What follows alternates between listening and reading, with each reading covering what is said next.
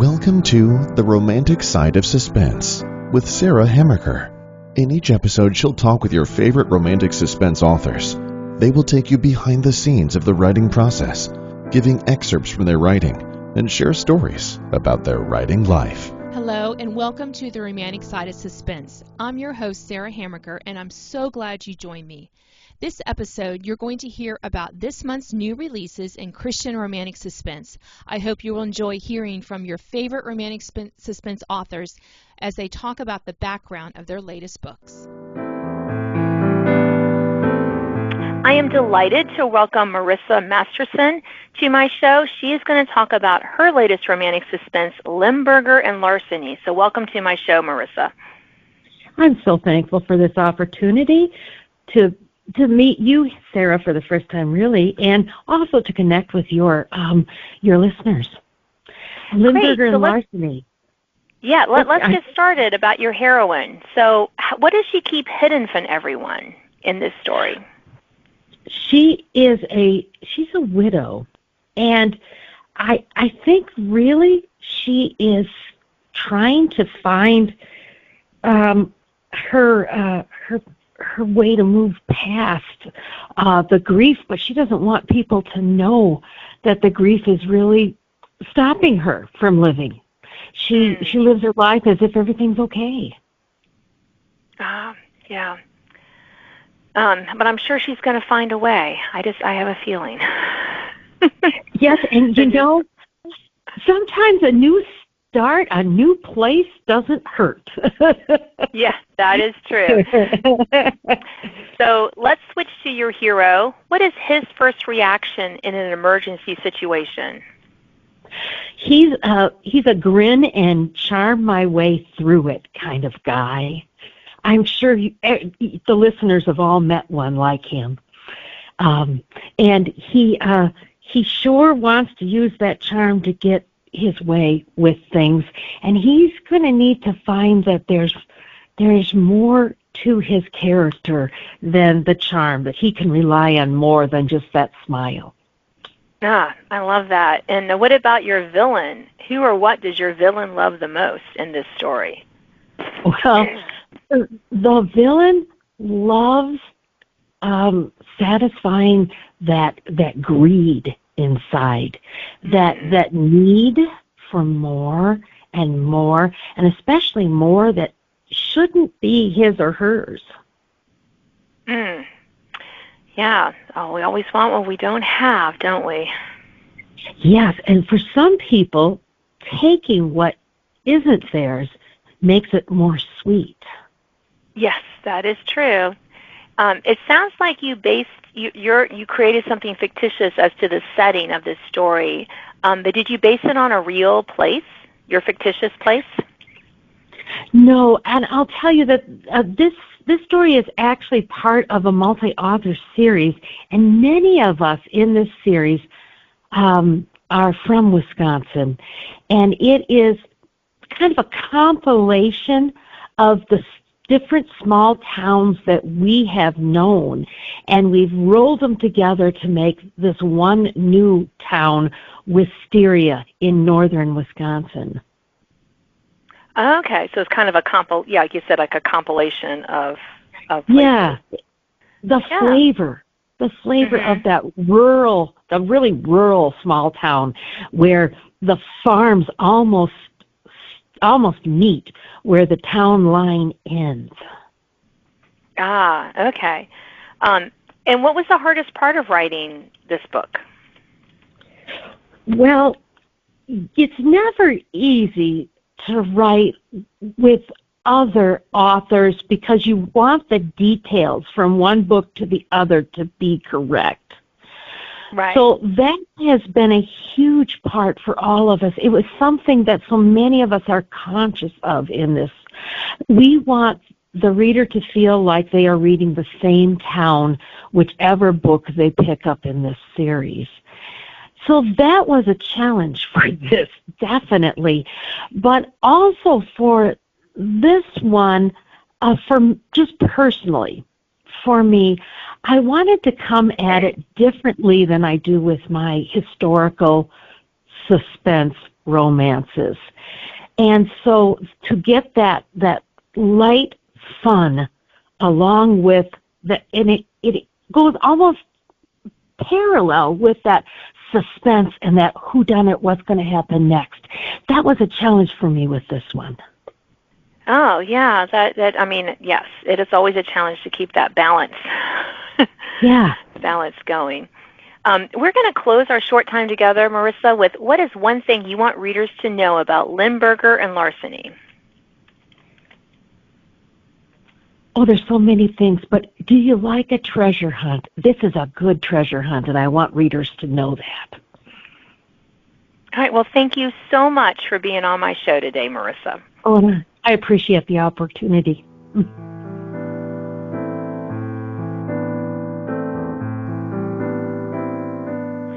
I'm delighted to welcome Seralynn Lewis to my show. She's going to talk about her latest romantic suspense, Surviving the Deal. So welcome to my show, Seralynn. Thank you so much. It's a pleasure to be here. So for your heroine in this story, what past experience has had the most impact on making her who she is today?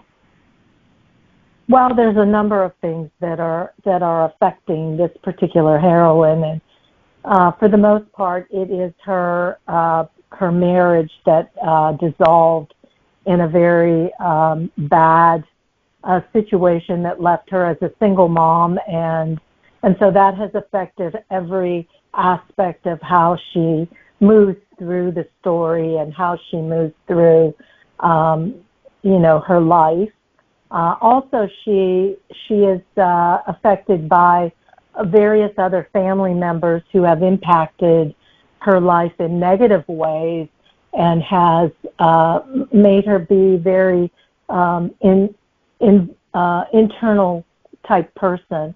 Like she just keeps everything inside, so she doesn't. She's a wonderful character. I really enjoyed writing her, and she has so many facets. That she could be sweet and charming, but she has a backbone of steel at the same time. Ah, yeah, I love that. Love we can make our heroines so interesting, and our heroes too. So flipping to your hero, what is holding him back from finding love in this story? Well, he was hurt in the past. He has a very interesting background, interesting backstory, which I'm not going to give away. But suffice it to say that there's a physical issue in his life that has caused him to worry about whether or not a woman could ever love him. And he just has steered away from all of it. He doesn't want to have anything to do with marriage or anything else like that. He is a wonderful human being. He cares a lot about the people that work for him. He's an entrepreneur, but yet he keeps himself at arm's length from almost everyone except for his 3 fraternity brothers who know him better than anyone. Ah, yeah. I have a feeling the heroine might slip through his defenses. Oh, yeah, she does. She does it in such subtle ways, too, that he doesn't even know what hit him when it happens. Yeah, that's often the way it is. I love that. So what about your villain? What is motivating your villain in this story? Greed, very much greed, and just narcissistic.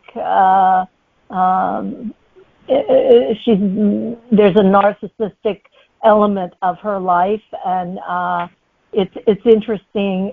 She doesn't come into the story until later on in the story, and there's a couple twists in there that people don't see coming, and I don't want to give it away. Of course not. It is greed. It is greed for the most part.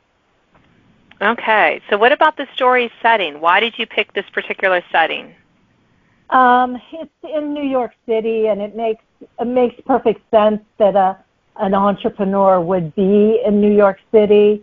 But he's also a billionaire. So as being a billionaire, he has homes all over the world, and it's an interesting it's an interesting twist to the story in that she's a small town girl, well, relatively small town compared to New York City, and he's always lived in New York City. So that part of it was kind of interesting. And my daughter lived in New York City for a while, and my son-in-law is from New York City. So I felt comfortable about writing about New York City. So it was, that was basically the impetus to use this particular setting. Oh, that's wonderful. What about this particular story? What drew you to write this particular story? Well, that's also an interesting thing. Before I started to learn the craft of writing, and this was probably about 6 or 7, maybe 8 years ago, I started writing this story. And I had probably about, I want to say 3 chapters written. But I figured, I better know a little bit more about story structure and characters and all of that before I jump in and try to write this story. So I actually had an entire outline written out about this story, but it ended up going in a different direction, which I'm really happy with the end product, with the way it came out. So it sat in my future projects folder, I'd say a good 5 or 6 years before I decided to take it and a couple other stories that I had in there and try to weave them together in a fashion to design the series. And that's how it came about. So. Oh, that's really interesting. Well, I'm so glad you've been sharing about Surviving the Deal. We have time for one more short question. So what is your book's tagline? The book's tagline is, she's not looking for love, he's not looking for a wife, but a deal with eternal consequences is about to change everything. That's it. Oh, I love it. Well, thank you so much for sharing about Surviving the Deal with my listeners today. You're welcome, and it was a pleasure being here.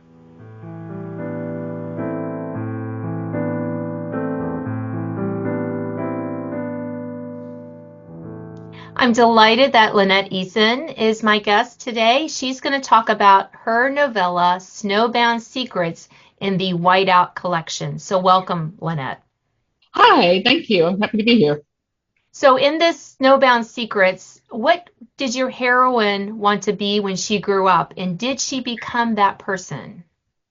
She did. She knew she wanted to go into medicine, and she actually became a trauma surgeon. So, but yeah, she did. Yeah, that's great. And your hero, what is his biggest regret in this story? Oh, he has so many regrets. His biggest one probably is he didn't always make the best choices as an adult, even as a teen, but as an adult. And as a result, there's some consequences he has to face in this story. Yeah, well, yeah, that happens. What motivates your villain? Oh, what motivates my villain? There are several things that motivate this person. Let's just say greed is a part of it. Okay. And what about the story's setting? Why did you pick this particular setting?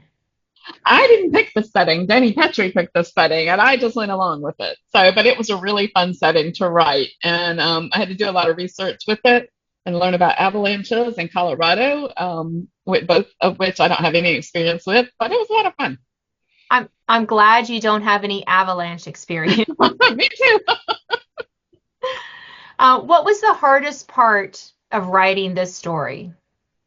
This was interesting because Danny and I had to kind of collaborate on the avalanche and where it happened and how it happened and that kind of thing. And work in current technology, that was interesting because, cell phones, the newer cell phones now have satellite capabilities, and I had to remember that. So I had to add a geomagnetic storm that happened at the same time as the avalanche to knock out the satellite features of these cell phones that could call for help, and I didn't want anybody calling for help. No, of course not. No calling. No calling for help. What is one thing you want readers to know about Snowbound Secrets? I think I wanted them to know that this novella is an introduction to the new series that releases, well, book one starts releasing in August. So book one releases in August. And so you don't have to read the novella to know what's going on in the series, but it's a cool introduction to how this ranch called Broken Chains Ranch, how this ranch came to be and why it serves the purpose it serves. Oh, great. Well, thank you so much for sharing about Snowbound Secrets in Whiteout collection on my show today, Lynette. You're welcome. Thank you for having me.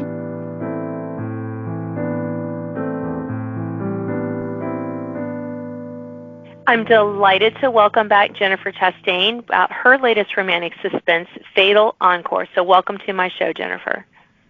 Thank you very much for having me again, Sarah. So let's start with the heroine. Why did you pick this particular name for her?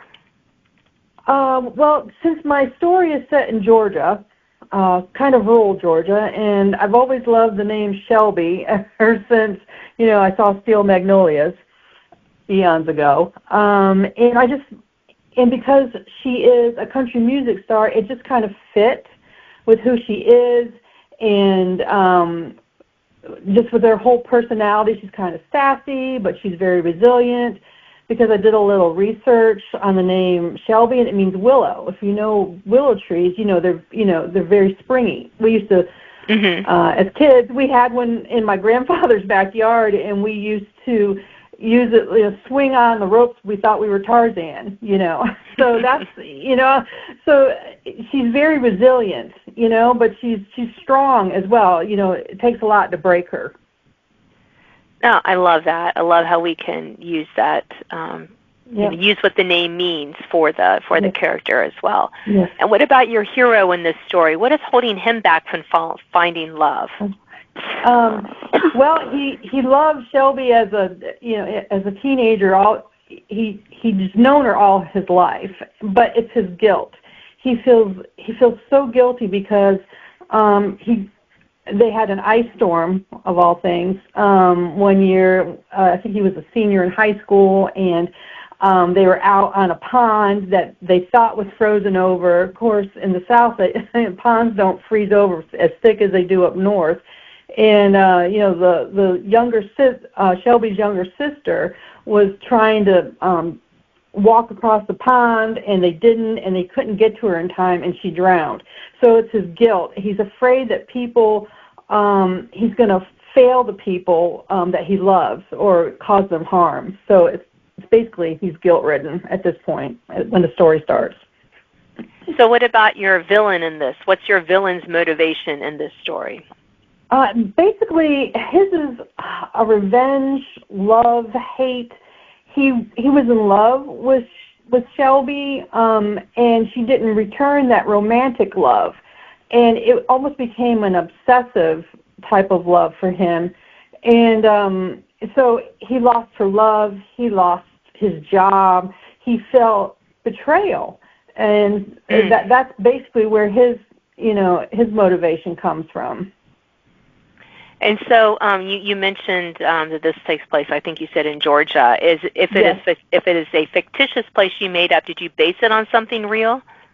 When my husband and I were living in Chattanooga, Tennessee, we'd always have to drive through Georgia to come back to Charlotte, where all our family is, Charlotte, North Carolina. And you just kind of get a feel because Chattanooga is right on the Georgia-Tennessee line. And I didn't base it on anything. I just based it on personal experiences driving through, Georgia, and what I had seen while we were living there in Tennessee. And the name of the town is called Willow Creek. It's completely made up.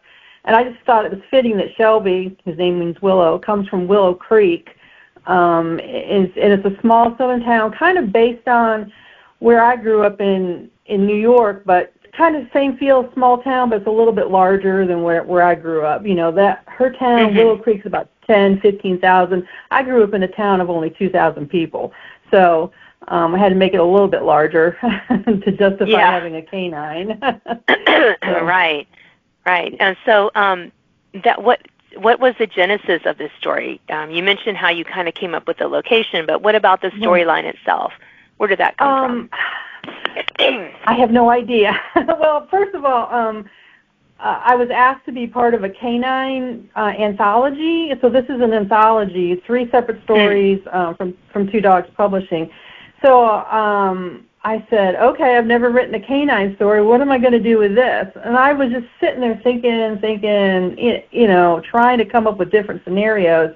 And it was just like it hit me upside the head. Oh, she's a country music star. You know, she's at a county fair. We're going to have a bomb scare. But for that, we need a canine. We need a dog to come, you know, sniff out, you know, this, that, and the other. So it just, once I started with, this is where she is at that moment, and I knew all the stories need to be canines, it just kind of snowballed from that one little story idea of her being a country music star, you know, first loves, you know, they're reunited, and it just took off from there. Oh, I love that. I love it. Sometimes our minds generally come with, you just never know where these ideas come from. So I love that. Was really I'm just like, it hit me out of the blue. Yeah, this was out of the blue. I was like God too, but you know, I give us that creative, those creative juices to help us, you know, with the stories and to bring those to the page.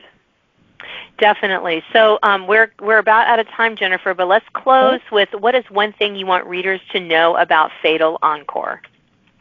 The main theme is forgiveness, and no matter where you are or what you've done, God will never leave you, and He will always, you know, if you ask for forgiveness, He will forgive you. And we have to look forward and not carry around the weight of our own guilt. We have to release that to the Lord. Yeah, always such a great message to remember, and I love that we can infuse our books with those kind of truths. So thank you so much for sharing about your book on my show today. Thank you.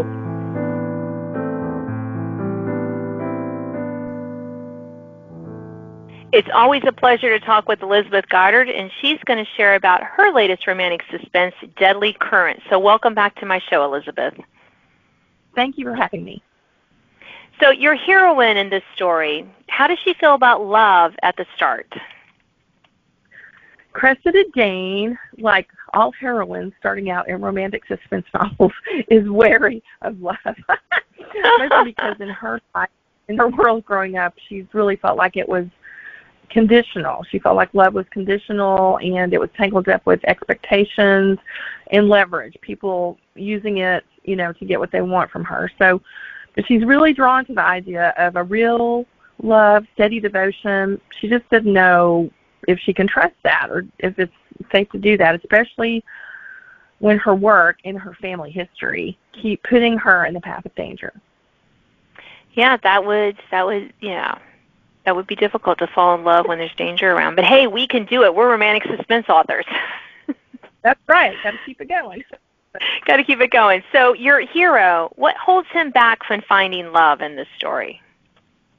Oh, gosh, a lot, actually. So Braden Sanders is a detective that the reader would have met in Perilous Tides in Book 2. And he, you know, between his protective instincts and the secrets that are attached to his past work as a DSS agent, and that's a Diplomatic Security Services agent, in case anyone doesn't know what that is. But it's a lot of he brings a lot of pressure to him with him as he comes to Hidden Bay, and he believes that letting anyone close can put them in the crosshairs and in danger.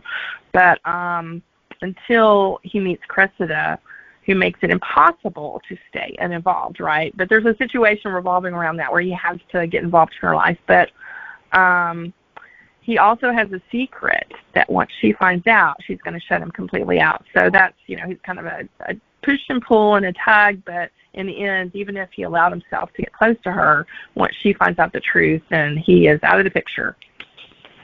So he's well, yeah, but I have a feeling that there may be a happy ending for them, but that's not really giving anything away. It's fun how we get them there. So your villain in this story, what's the motivation for your villain? Well, like a lot of villains, it's control, the control of information, of the narrative that's going out, and whatever treasure or truth that's being buried beneath the sea. And the antagonist in the story isn't just chasing a prize. They're chasing power, and they'll use fear and secrets and even accidents to keep anyone from surfacing the past. Yeah, sometimes we do want to keep that control. It's an illusion, though. It's an illusion, people. Control is an illusion. Okay.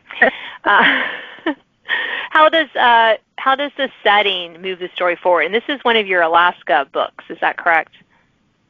No, actually, this is Hidden Bay is actually my new series set on the Washington coast. Oh, Washington coast. Yeah, up in that area. Yeah. Right. Pacific Northwest. I am in all of my books. The setting's going to play a major role, or usually has always played a major role. And Hidden Bay isn't just about scenery; it's a trap and it's a clue. And in my story, it's the fog and the cliff and the tides and the shipwreck lore and the isolated coves, and all of that just creates what's called natural choke points for pursuit and rescue. Okay, so in the town has a maritime history that feeds Cressida's investigation. She's trying to finish her father's shipwreck book, and about a specific ghost ship is the last one she's researching. And so the whole setting just feeds into it, and it's the ambiance and just the whole feel of, even talking about it, I just can see myself there. So it moves the story forward because everything that happens to them, the setting plays a big role in that. Yeah. But if I know anything about your books, Elizabeth, is that they usually have a positive message. So what is the underlying positive message of Deadly Currents? It is, I've got a couple really, but the truth matters, and so does grace, and so does forgiveness. So even when the past is really ugly, and bringing it into the light can save lives. Sometimes you just have to bring, we're supposed to forget the past, right? But sometimes we need to see the past so that lives can be saved, restored, what's broken, and, we can forge a path to move forward. And sometimes the bravest thing isn't really chasing answers. It's choosing to trust when fear is the easier option. And this story is really a story about forgiveness and just letting go. And it permeates all the characters. All have their own different story and reasons that they need to forgive. But I didn't really, use scripture to preach that, hold over the head. It's just that it's a truth that we all need to face. And I just think it's something even in my own life. I have to remind myself, you've got to forgive. You've got to let go. Yes, yeah. That is so true. It can be so hard, but that is so true. So we're going to close our short time with, what is your book's tagline? All right. It's entangled in secrets. They must unravel the past before the current sweeps away their future. Ooh, love it. Very good. Okay, well, thank you so much for sharing about Deadly Currents today, Elizabeth. Thanks for having me.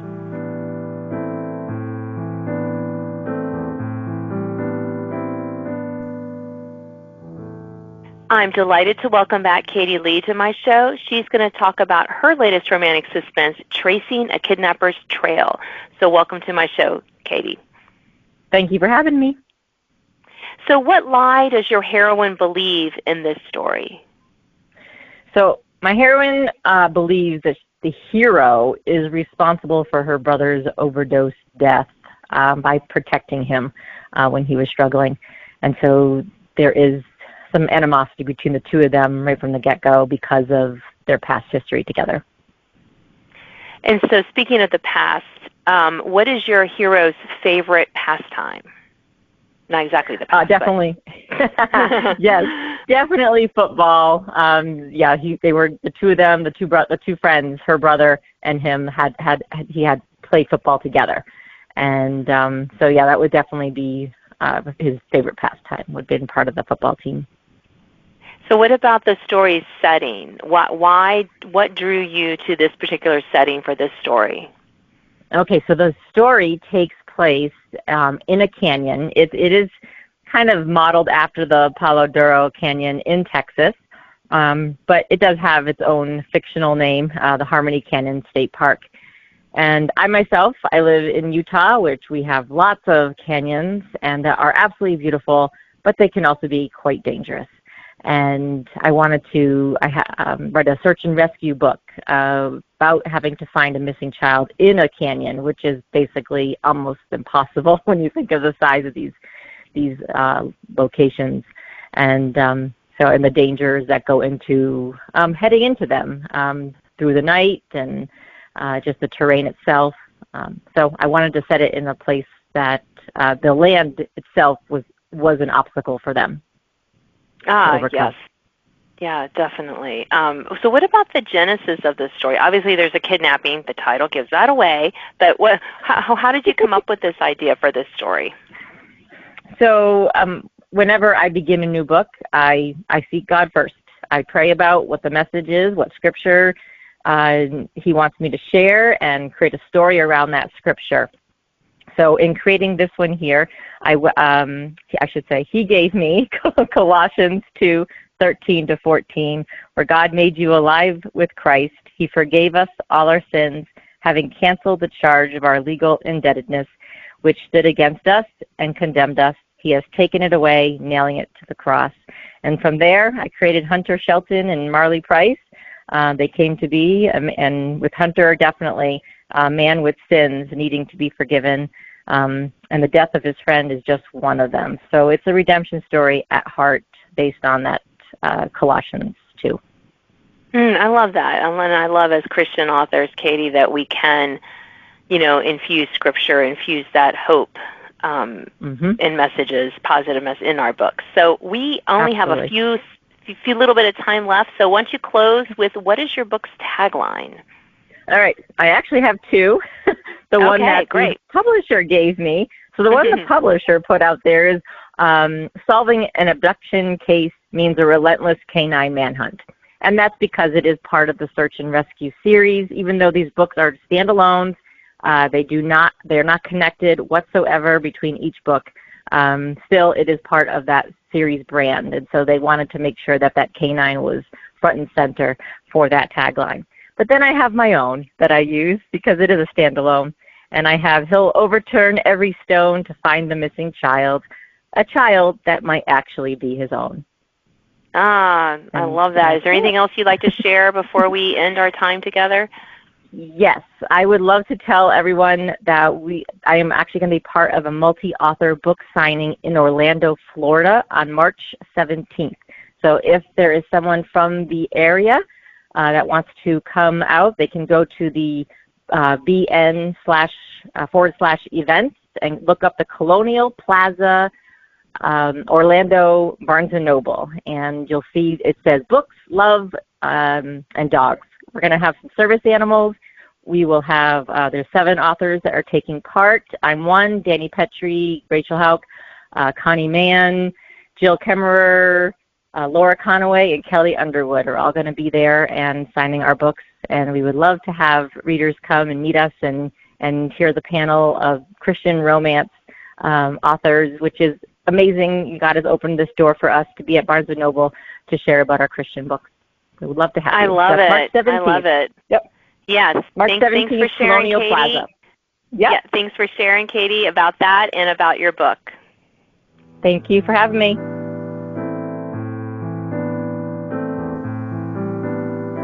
I am delighted to welcome back Sarah Sundin to my show. She is going to talk over her new historical romantic suspense, Mists Over the Channel Islands. Welcome back, Sarah. Thank you for having me again. So let's talk about your heroine. In this story, what did she want to be when she grew up, and did she become that person? She did. Ivy Picot is the daughter of a physician from a long line of physicians, and she's always wanted to be a doctor, and she becomes one. The problem is when her father goes off, evacuates from the island of Jersey, she's all alone to run the medical practice, and she's fresh out of college and not well accepted as a female. Yeah, that would, back then, you write in the World War II era, that correct? Just to give us some context for those who may not know Sarah's lovely books. Yeah. I don't want them to think that, they're where the history is. So your hero in this story, what is holding him back from finding love besides, the war? The war, yes. Well, Dirk van der Zee is in the Dutch resistance, and he joins Germany's organization TOTE so he can send back maps of German fortifications. But to do so, he has to put on the German uniform. So that is holding him back for love, because he, as he says in the story, any woman who is of any worth would be repulsed by his uniform, and any woman who doesn't mind the uniform is not the woman for him. So he has to keep a secret about his resistance work, because he gets shot for that. Yeah, that would put a damper on some, date. Exactly. Yeah. So, but about your villain, what's the redeeming quality about your villain in this story? This person has a way with words so that people are charmed and persuaded. This person is also capable of tremendous acts of generosity, sacrificial generosity, so that people think really well of them, and kind of hiding the narcissism that is only concerned about self and anybody who gets in the way. Well, yeah. Yeah. That you don't have to say more. We know we like to hide things sometimes. So the story setting, obviously the Channel Islands off the coast of England. Why did you pick this story setting? I've always been fascinated by it. It's the only area of British territory that was occupied by the Germans in World War II. So English-speaking area and occupied by the Germans. So that always fascinated me. But as I was writing it, I realized it really intensified it, because they're on an island. The Germans are present. Everywhere else there was resistance, they could run. They could hide. They could cross a border. But on an island, there's no place to hide. There's no place to flee. And so that kind of intensified all those feelings of occupation and really increased the suspense for me. Oh, definitely. And what about the genesis of this story? How did you come up with this idea? Well, it started with the Channel Islands. I wanted to write a story set on the island of Jersey. So I researched, and there was one thing that poked its way to the top, was that this network of physicians who cared for escaped slave workers. The Germans brought over about 10,000 foreign workers to build their fortifications, treated them horribly, and they escaped, and these physicians would treat them and help them find shelter. And so I decided I'd have my female physician be a part of this group. And it also paved the way for Garrett's work with the same group, the organization TOTE, that brought over the slave workers. So it has a nice little conflict between him and Ivy from the very start. But also his group is bringing over these slave workers. And so I was able to kind of focus on the work that was being done there. I love that. That's great. Sheltering. Yeah. Yeah, to kind of have those connections between our characters. That's always fun. Always fun to do. Yeah. So, unfortunately, we are kind of out of time. So let's close with, what is your book's tagline? Behind enemy lines, adversary and ally become impossible to distinguish. Oh, very, very suspenseful. I love it. Thank you so much for sharing, Sarah, about Mists over the Channel Islands. Thanks for listening to The Romantic Side of Suspense with Sarah Hammaker. If you enjoyed this episode, please leave a review. You can sign up to receive notifications of upcoming podcasts and listen to previous editions at sarahhammakerfiction.com.